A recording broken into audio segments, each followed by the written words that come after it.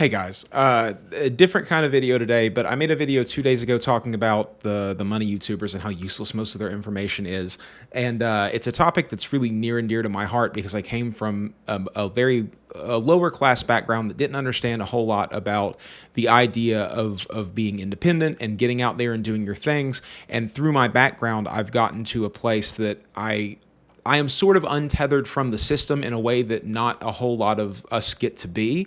And it's sort of been by accident. And I think that I have some actual actionable information for you. There was a comment made on that video linking a timestamp that was something that I said that he found cool and interesting, which is the statement of, if you buy a horse for $800 and you sell it for $900, and then you buy a horse for $1,200 and you sell it for $1,300, this is a statement that people love to say nowadays. How much money did you make? We made $200, but if you have no money, you didn't make any money, because how did you get that money in the first place to buy that horse and sell that horse and then buy that horse and sell that horse? And that's the thing that people want to leave out because they don't want to have to get into the nitty gritty of how these things are actually done. And so I'm going to attempt to weed into those, to walk into those weeds and help you guys sort of not help, but show you guys how I got to do the things that I do nowadays, how I started running businesses, how I got out here and did all these things. And I'm going to try to use the lens of this new career that I'm starting, which is my YouTube career, to show you guys what it is to start a career. And the sad truth about it is that the number one thing that I think you have to end up doing in order to start understanding what it is that you actually want out of life is to work for free. Now, obviously, most of us, myself included, do not have the luxury to just make no income whatsoever. So a lot of times you have to do the really hard thing, which is to work a job and then also work for free after you're done with that job. But it's important to find something that you're unbelievably interested in and put yourself into that field for free. And I'm not talking about going and working for someone else. I'm talking about figuring out something that you can do yourself and then learning from the experiences that you have. Because the only way that you actually learn how to have a better life is by getting out there and living a life.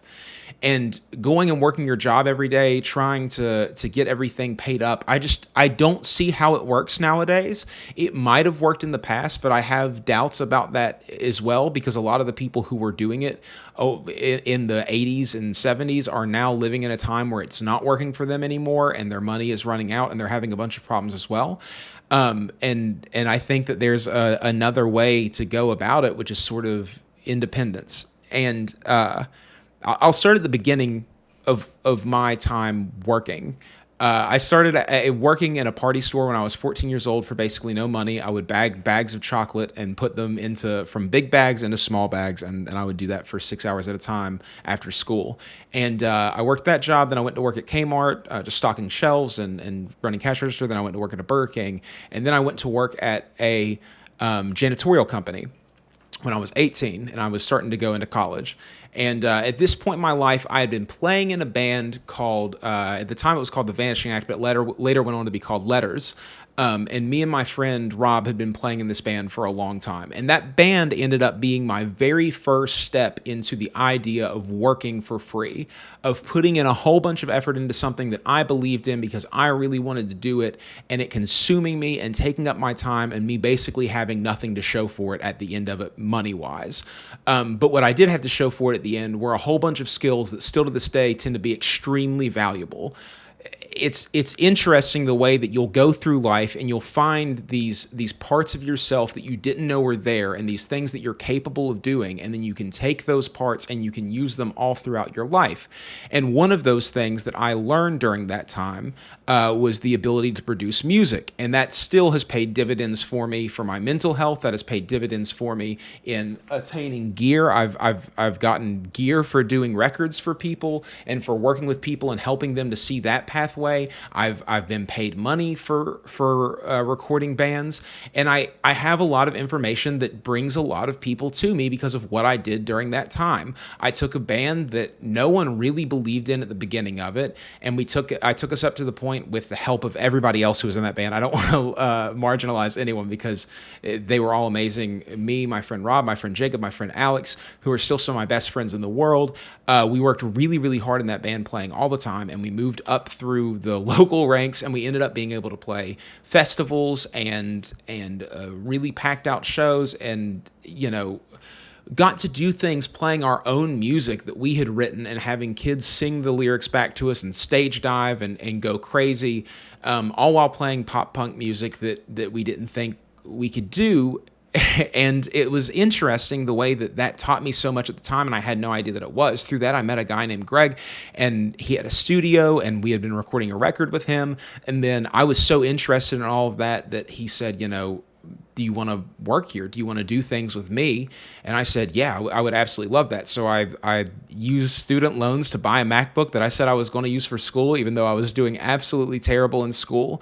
And I got the software that he was using called Logic Pro, and I went to work recording bands. And I started recording bands like Down and Round 3 or Youth or what was that band called?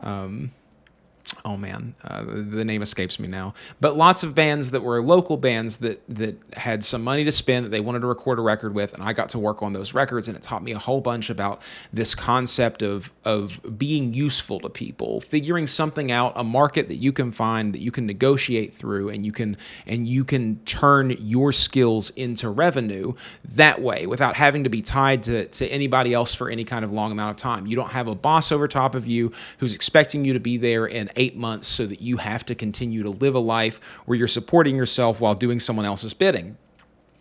And this is the most interesting point that I've learned over life, is that the things that you want to do in life, you just have to start doing them, because the only way you're actually going to learn to do them is by being thrown into the gauntlet, right? And attaining the knowledge is the single most valuable thing that you can do for yourself personally. And learning what the value of that knowledge is a skill that you will have to train that entire time. And a lot of times you have to do work for free because nobody will pay you what your knowledge is worth. If you're somebody who has the ability to make $100,000 a year, you shouldn't be taking a job making $20,000 a year, because it's going to suck up so much of your time and effort. You need to find ways to apply yourself to make that $100,000 a year. And that's where it starts to get really, really complicated, because finding ways to make money in something is extremely difficult, and nobody wants to tell you that. The majority of people will not do it. The majority of people will not analyze every single situation that they walk into and try to find a way to make themselves valuable. Now, money isn't the end-all be-all. I don't think that having any amount of money will ever make me happy. I don't think that it'll take away the fear and stress of going back to being poor again. I think that's work that I have to do on my own. So there's a whole other section of life that once again, people don't want to talk about, which is just finding your own peace and calmness. So if you don't want to do these things, it's not a necessary thing. I have plenty of friends who are very happy working a job that pays them enough money to stay alive and to pay their bills and to have insurance, and they're going to do that for as long as they can. And that's their goal. They're having a good time hanging out with their friends and doing their things, and I applaud those people.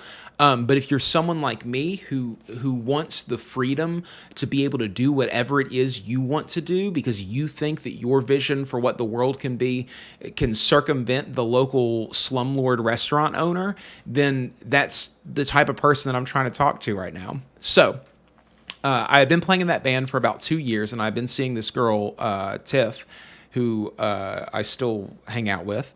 And we had been wanting to do a business called Artisan Bath Co., which I had come up with a name for. We had went to this place locally that was a small town that was all about small business and just had tons and tons of craft goods in every single store that you could see. And I had been wanting to make soap for a long time, and she had been wanting to make bath bombs, and we were really, really interested in doing that business.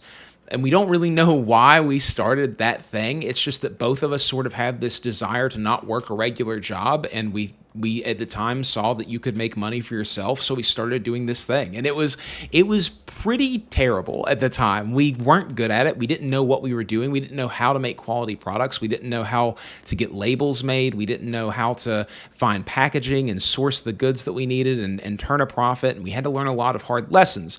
But those lessons were only going to be learned by us getting something going and trying to do it. And we hemorrhaged money for a really, really long time. We didn't pay any of our bills with it. It was sucking the life out of us in a lot of ways. It was really difficult to keep ourselves afloat while dedicating a whole bunch of our time to something else.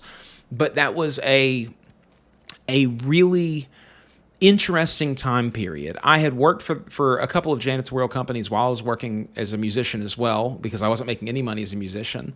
And one of those janitorial companies that I had worked for wasn't paying me at all. The guy who was running it had a bunch of money problems of his own, and he ended up owing me about $10,000. But he also had a bunch of apartments that he rented out that were horrific, but he rented out these apartments to people. And I said, hey, I know you owe me $10,000.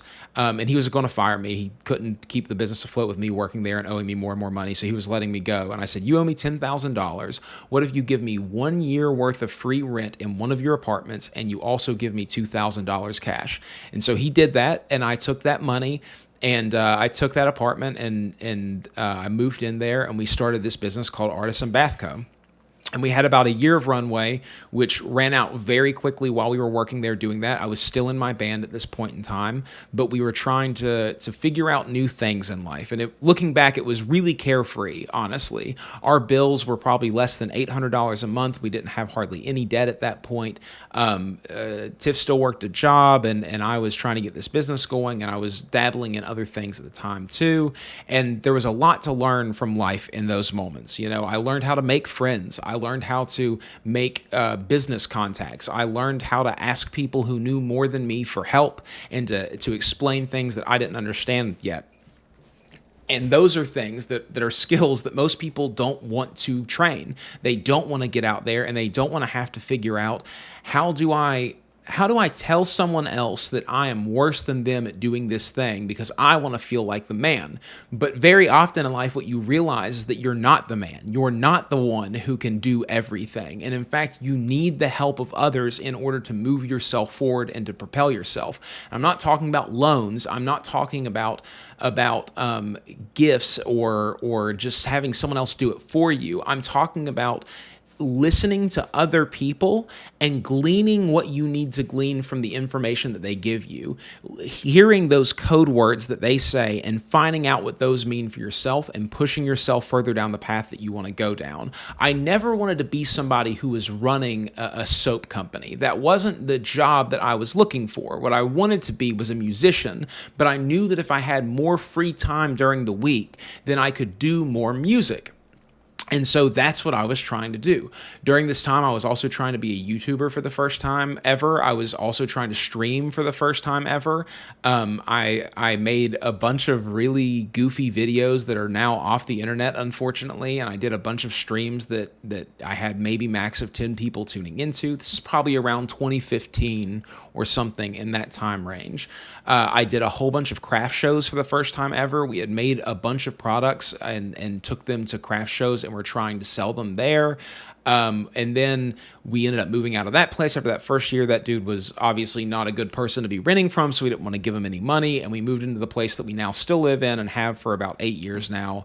And that's when things started to sort of go in different directions for us. We had our first craft show ever that we did a decent amount of money at. We made $500 in one day after I had worked 48 hours to make all of these products. For that craft show, we sold out in about 4 hours, and that was our first realization that we could actually turn money off this, because prior to that, we were just giving things away to friends and family, and had made a couple of sales, but really hardly anything. We were making these craft brown labels that didn't look very good, and it was taking a long time for us to figure things out. But when you're running your very first thing, you can't expect success immediately. And in fact, people want to tell you that it's only going to take 6 months. We started that business in 2015, maybe 2016, and it took us probably until 2018, 2019 before we turned any kind of profit that was actually significant enough that we had to pay taxes on it. And that was because we had been just absolutely grinding our butts off, figuring out products that worked, which, by the way, all comes from using the brain to try to solve the problem that you have. You see what everyone else is doing. Well, they're making soap and bath bombs, and you start making soap and bath bombs, but that's only half of the equation. You really want to try to find a product that has the ability to be turned into something that it isn't already. And that's the market that you're trying to find, because the first person to market is always going to have a competitive edge on other people. And that's how we discovered making lip scrubs, which is a product that we had already been doing, but nobody had done them the way that we ended up doing them. We made them into a pop culture event sort of thing. We would have releases where we made new kinds of lip scrubs. They weren't just about the flavor of the lip scrub anymore. They would have themes. Let me see if I can pull up an example of what I'm talking about here.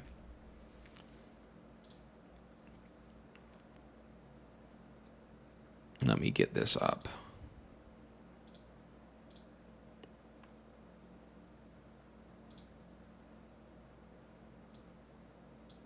Okay, so if you can see, like, all of these lip scrubs have different themes to them, right? Bubble tea, flower power, lump of coal, butter beer, reindeer games, candy cane, beach day, Neapolitan. They all have themes to them. They all bring about some kind of feeling of youth or memory, or just something that we can pull on to get people to make a connection with the product, because that's what you're really trying to do at the end of the day.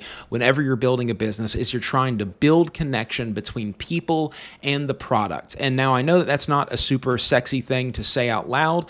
I know that it sounds like you're trying to take advantage of people, but this is just sort of what everything in the world is in a society where you're trying to make money by running a business.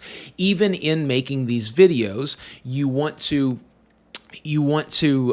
figure out a way to get your video, which is the thing that you're watching now, the product, to make a connection with the people that you're talking to. And there's a whole multitude of ways of doing that, and there's nothing that I can really teach you about doing that other than just you need to figure out who you are, and you figure out who you are through doing a whole bunch of other things, and then you take those skills forward.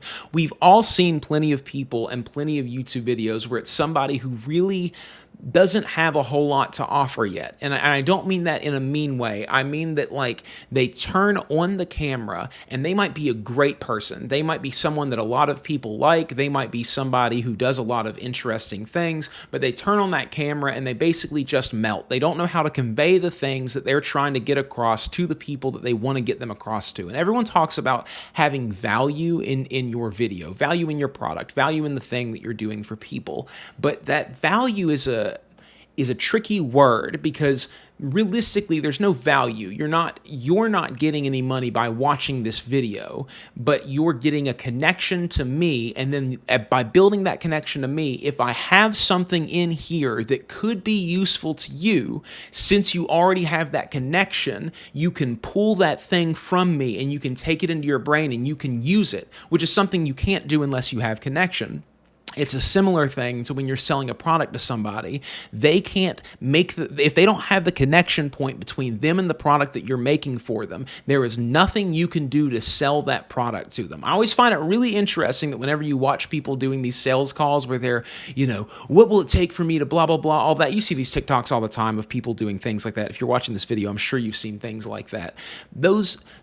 They never tell you what the product is that they're selling. And the reason they never tell you what the product is that they're selling is because usually who they're talking to is a 22, 23-year-old kid, and the product that they're selling is some kind of plan to make $10,000 a month. And they're trying to convince them to give them $400 a month so that they can give them $10,000 a month through a plan. And I'm just telling you right now, here's the deal. This will help you for the rest of your life, and I learned this a hard lesson over many years. If somebody is promising you a significant return return on an investment, there is always an enormous chance that that isn't going to come through for you, because the way that investments work, the way that markets work, the way that gambling works, the way that everything in life works is that money is not a magical thing that comes out of nowhere. The only reason you could buy 10 cents of Bitcoin back in the day and now sell it for $1 million is because there is somebody who is paying that price for you to get it. That Bitcoin is now more valuable than it used to be, and you are taking someone else's money for the money that you spent back in the day, and you are taking from them. And that is how everything in this world works. When people offer you some kind of plan to make $10,000 a month for $400, remember that you are just paying for a way worse version of college, and that you think that college isn't worth it already. That's double not worth it. It's just not. There is so much information out there by just living life that you really don't need anything else.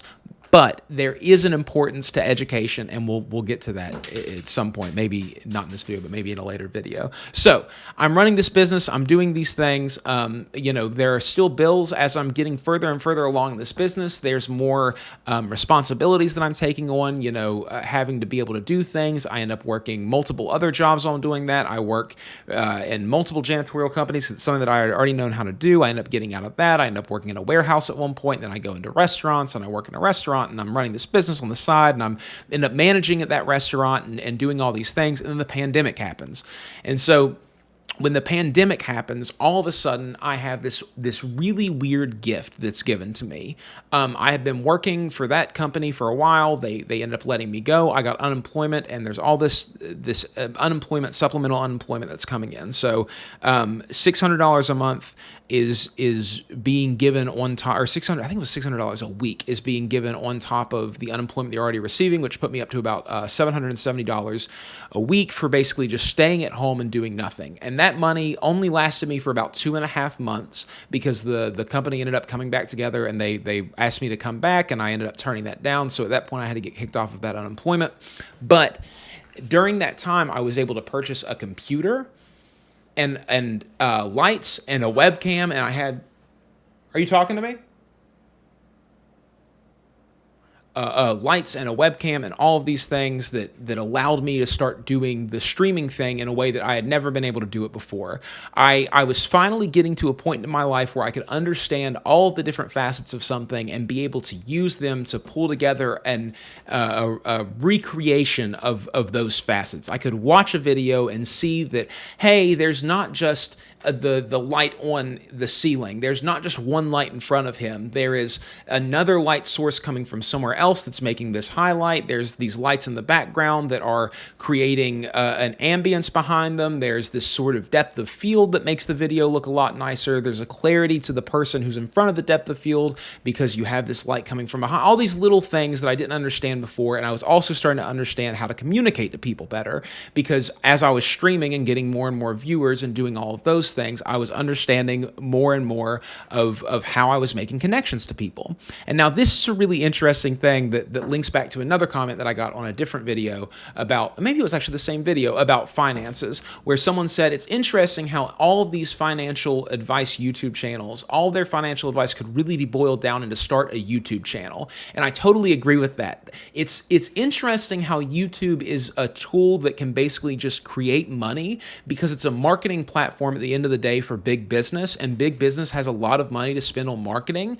And to someone like us, a $20,000 paycheck can be such an enormous, huge influx of cash, but to a company like Coca-Cola, it basically doesn't matter whatsoever. It's such a infinitesimally small amount of their marketing budget that it just doesn't matter. So for people who can figure out how to get the whole YouTube thing going, then there is a lot of ability to make money there with honestly not a whole lot of work. All of the work that you've done has been put in ahead of time. In all of these things that I've been doing over the course of my life, when I was running running my band. I was learning how to connect with people. I was learning I was seeing videos being made, and I was understanding what I do and don't like about them. I was learning how to get a crowd to understand me and what I was trying to get across to them with all kinds of different ways of, like, forms of communication. When I was running the soap business, I was learning about lighting and how to make things look appealing and how to sort of package a product together in order to get it clicked on by other people. When I was streaming, I was learning about how to actually communicate in this format, to speak to people and do all of those things. And these are things that took over a decade of my life. I started my band when I was 15, and now I'm 29. We're talking about a 14-year gap. And I know I'm a slow learner. That's who I am as a person, and you might learn faster. But you have to realize that if you're watching some kind of YouTube video and you say, I'm going to quit my job tomorrow and become a YouTuber, and I'm going to spend all my time on it, there's basically not enough hours in a year that even if you spent 16 hours a day for a whole year being a YouTuber, that you would be able to build every single skill that you need to build in order to have that successful YouTube channel and make it happen.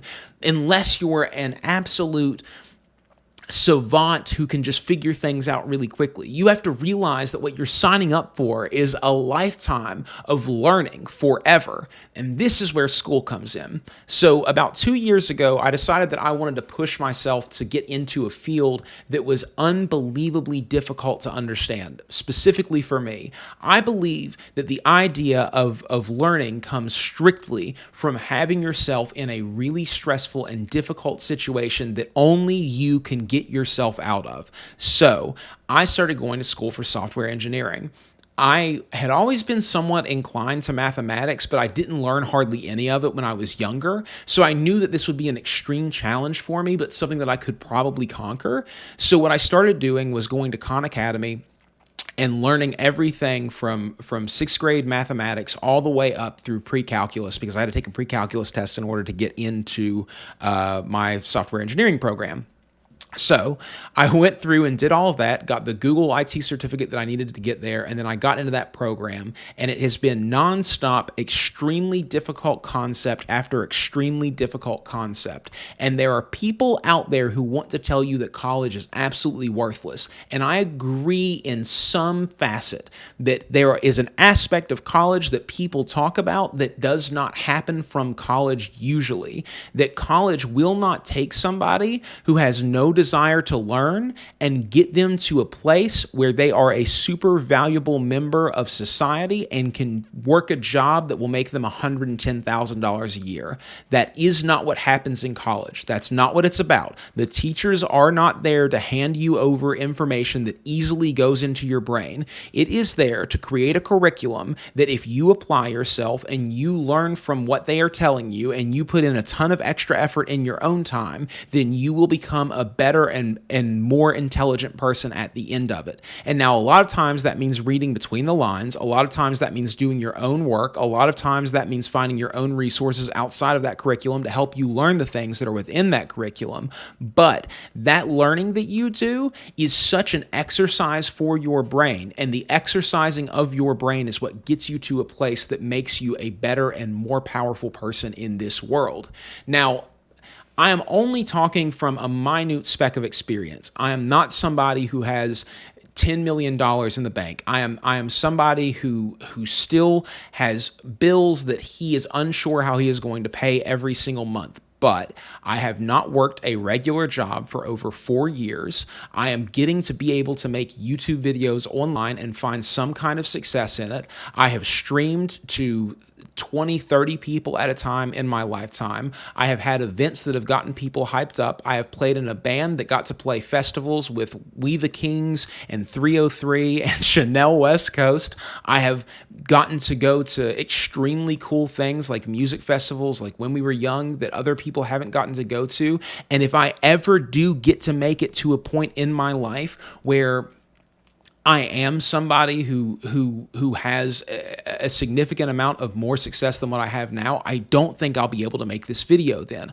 I think I'll be too far removed from the struggle to even remember what it was like to be there. And right now, while I'm in that struggle, this is the time for me to tell you guys about these things, because I really believe that this is the moment that I wanted to see from people 4 years ago, 5 years ago, 6 years ago, when I was watching Casey Neistat online and believing that I could just put a camera in my face every single day for a year and I would find some kind of audience for it. I was not ready to be doing that yet. It was kind of a waste of my time, other than just fortifying the idea that that's where I wanted to go long term with my life, was to find some kind of audience and be able to give them something that I didn't find from other people when I was younger.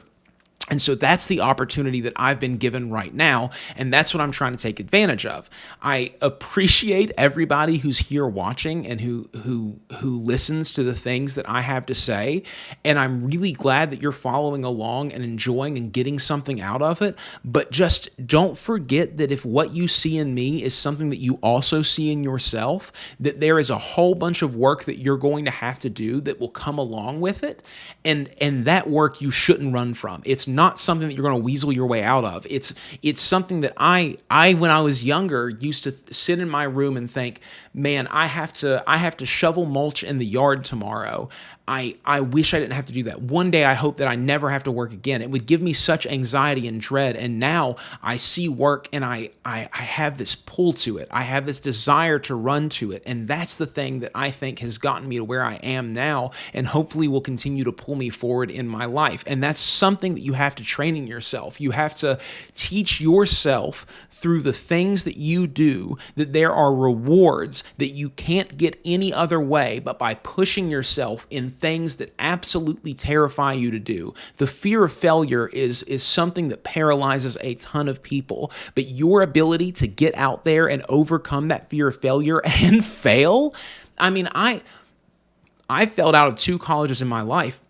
I'm having a difficult time doing school right now because of how hectic and busy things are. I didn't make it as being a streamer. I realize now that there were a whole bunch of flaws in the idea of going out there and streaming and trying to build an audience with no audience already, without any way to market to people unless I was right there in front of them for 6-7 hours at a time. I realize now the flaws in that plan, but I wouldn't have realized them unless I would have got out there and done it. You're not going to think your way through it. You're not going to listen to someone who you can't connect with and who you can't understand what they're telling you because you've never experienced the things that they've experienced to then see the clarity that they have. That's what wisdom is. Wisdom is experience with the clarity of time. That's what it is. You have all this experience, and then you spend years of your life deciphering what that experience means to you. And those are the things that give you the knowledge to then be able to succeed in the future. But you have to get out there and have that experience, and it can come from a multitude of different places. It can come from school. It can come from running a business. It can come from playing music. It can come from trying to be a streamer. It can come from having a relationship. It can come from